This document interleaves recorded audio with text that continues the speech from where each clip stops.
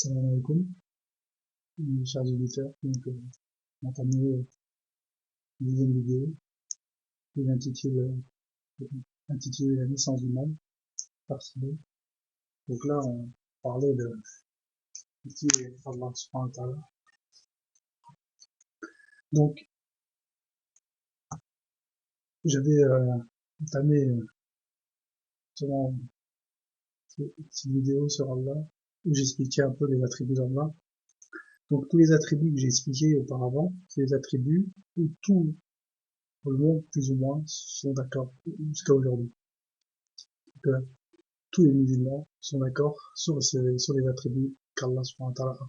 Sur les attributs que j'ai évoqués. Le fait qu'il voit, qu'il entend, qu'il parle, qu'il est savant sur toute chose.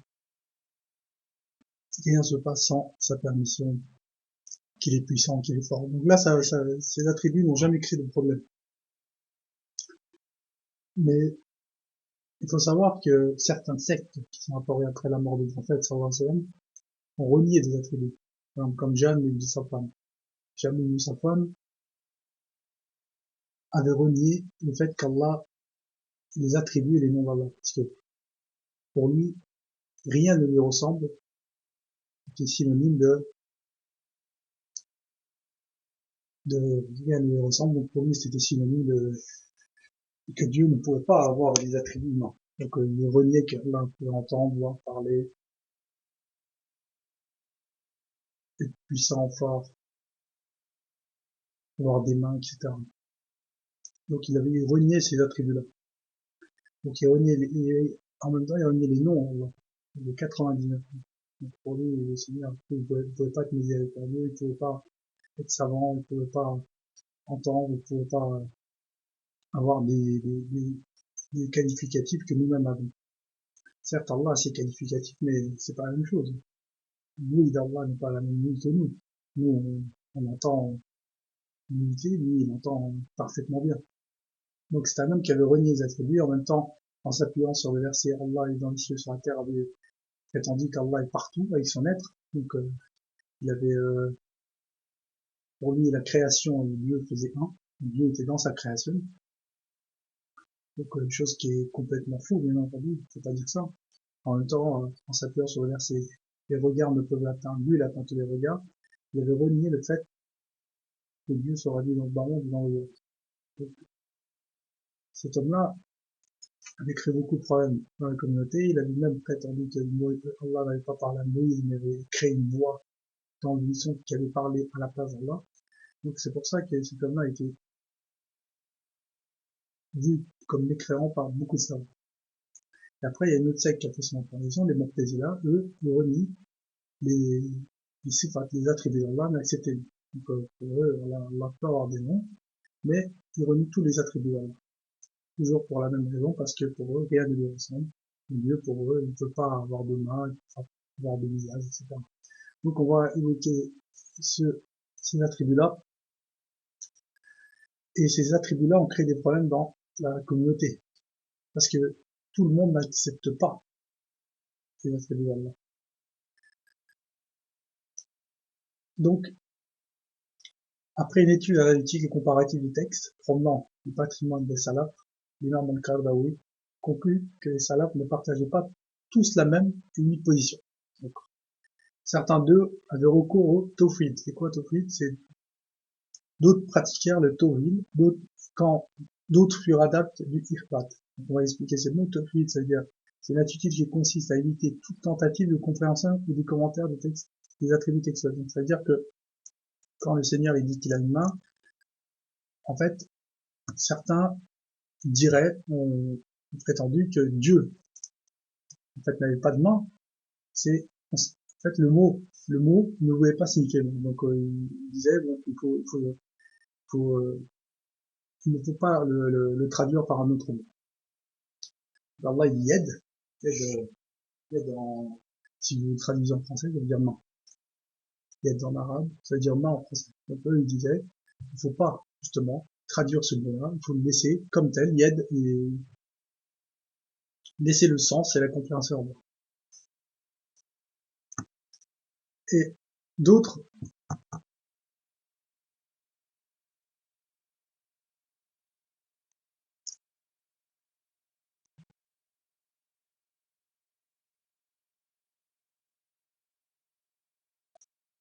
en fait, d'autres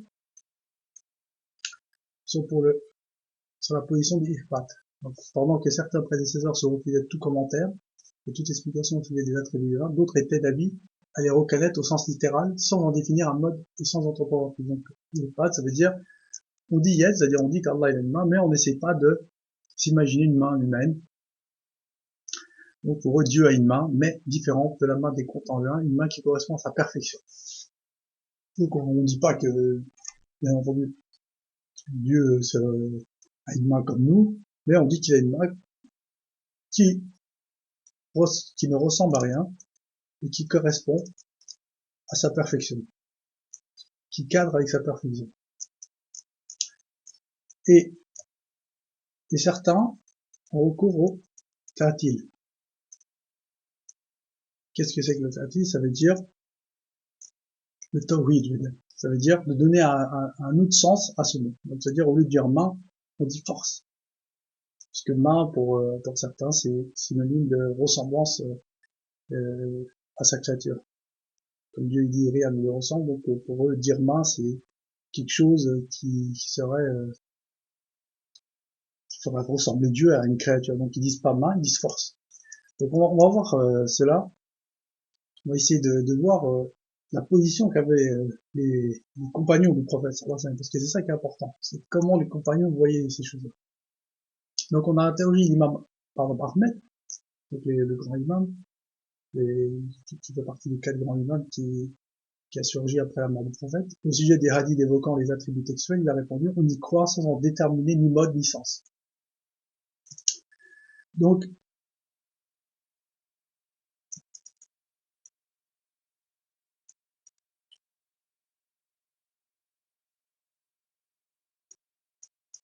on essaye justement de faire tout pour pas tomber dans l'anthropomorphisme. C'est important. Il ne faut pas que on dise que la main d'Allah est comme notre main.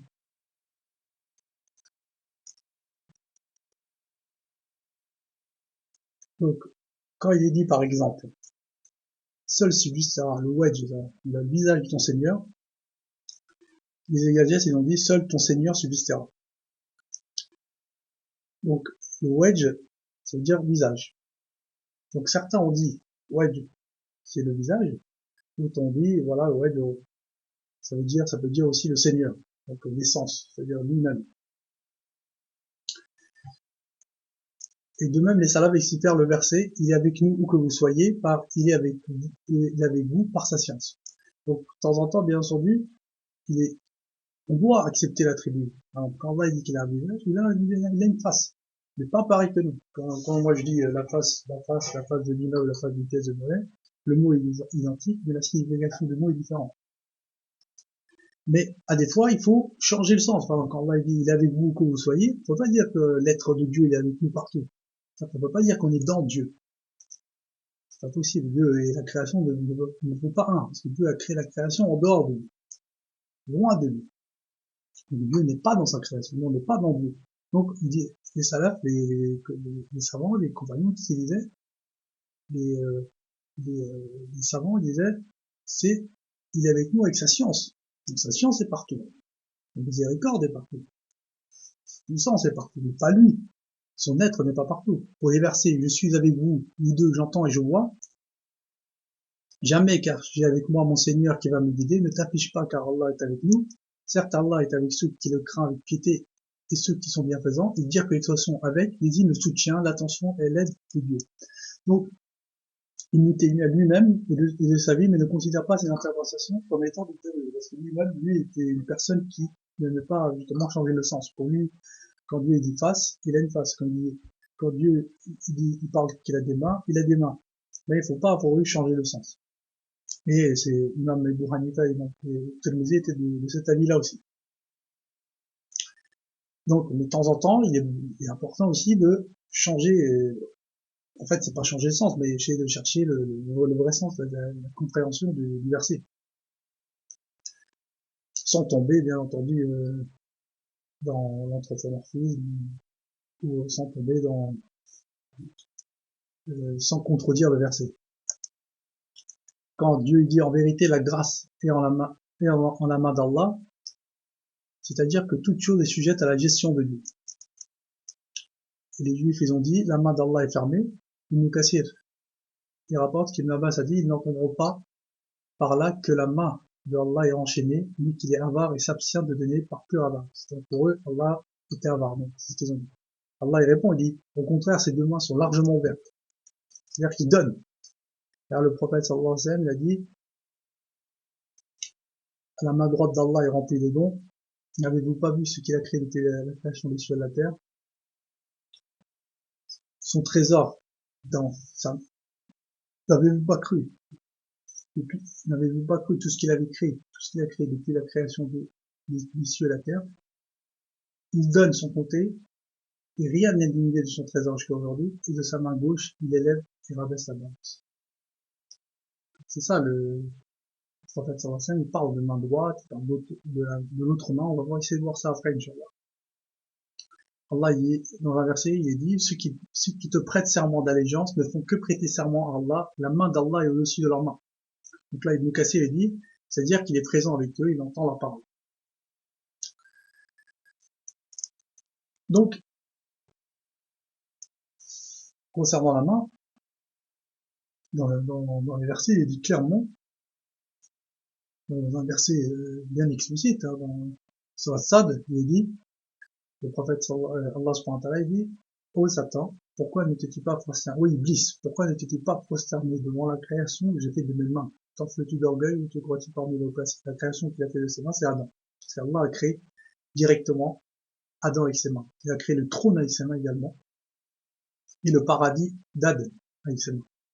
Dont il a planté l'arbre avec ses mains. Donc ça veut dire que le Seigneur a fait, quand il a créé des choses, soit il l'a créé en disant kun, soit, donc ça on verra par la suite, soit il l'a fait directement avec ses mains. Donc là, en l'occurrence, Adam a été créé directement avec les mains d'Allah. Donc il dit à Iblis, pourquoi ne te dis pas après devant la création que j'ai fait de mes mains? Donc là, il est question qu'il a, Allah a des mains.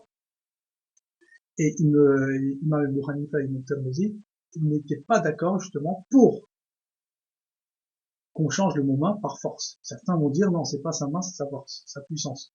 L'imam Tirmidhi disait il ne faut pas faire ce que les Mu'tazila faisaient. Donc les Mu'tazila, comme je l'ai dit, qui reniaient les attributs d'Allah. Donc pour eux, Allah ne pouvait pas avoir de main parce que sinon il se ressemblait à sa création. Donc ils disaient c'est pas sa main, c'est sa force. Et nous on ne doit pas tomber dans ce piège. Allah a des mains, pas comme nous. Et certains vont vous dire quoi? Yed, on doit pas yedei, c'est-à-dire les mains, on ne doit pas le traduire. On doit laisser le sens et la compréhension à Allah. Et Allah dit qu'il a descendu le Coran en arabe clair, c'est-à-dire que si les mots sont clairs, il n'y a pas de mots incompréhensibles en vérité. Mais après, en même temps, après ça dépend. Si vous laissez le sens et le nom à Allah, c'est-à-dire on n'essaie pas d'imaginer. Ça, d'accord. Quand on dit main, non, on n'imagine pas une main humaine. On n'imagine pas une main. Quand moi je dis face, j'imagine pas la face. Ma face, la face d'un immeuble, la face d'une pièce de monnaie, comme je dis. C'est pas du tout la même face. Le prophète disait, je me réfugie à toi des ténèbres je me réfugie à la lumière de ta face. Comme le prophète sallallahu priait comme ça. Ibn Mas'ud radiyallahu anhu il a dit, il n'y a ni nuit ni jour auprès de votre maître, la lumière du trône provient de la lumière de sa face. Donc c'est la lumière de la face d'Allah qui illumine le trône. Allah est la source de tout, Allah est lumière. Il est la source de toute chose. Donc, ça prouve bien qu'Allah a des attributs. Comme on accepte, il a des attributs comme la science, il voit, il entend, il parle, il est puissant, il est fort, on doit accepter également qu'Allah subhanahu wa ta'ala, on doit accepter également qu'Allah subhanahu wa ta'ala a une face, qu'il a des mains. On doit l'accepter. C'est très important. Parce que si on n'accepte pas, on va dire qu'on renie un attribut d'Allah. Et ça peut être de la méfiance. Faut faire attention. Ça dépend dans quel sens c'est fait. Allah, moi, on va pas dans ça, mais faut faire attention. Un autre attribut d'Allah. Allah, il dit, et construit l'arche sous nos yeux. Donc, c'est-à-dire sous notre vue. Et supporte patiemment la décision de ton Seigneur, car en vérité, tu es sous nos yeux. En disant, c'est-à-dire endure leur nuisance et ne fais pas attention à eux, car nous te voyons et tu es sous notre protection et Allah te préservera des gens. Donc là, Allah parle aussi également parle de l'attribut de la vue, c'est-à-dire qu'il a des yeux, voguant sous nos yeux. Ibn Kassir fait le commentaire suivant, voguant sous nos yeux, c'est-à-dire sous notre ordre, nous la voyons et elle vogue sous notre protection. Le prophète Mohammed sallallahu alayhi wa sallam, il avait dit, en parlant de l'antichrist, Dajjal, qui dira qu'il est le Seigneur alors que lui est borgne, mais votre Seigneur n'est pas borgne. C'est-à-dire qu'Allah subhanahu wa ta'ala n'est pas borgne, c'est-à-dire qu'il parle qu'Allah il a des yeux. Le prophète sallallahu alayhi wa sallam dit ça.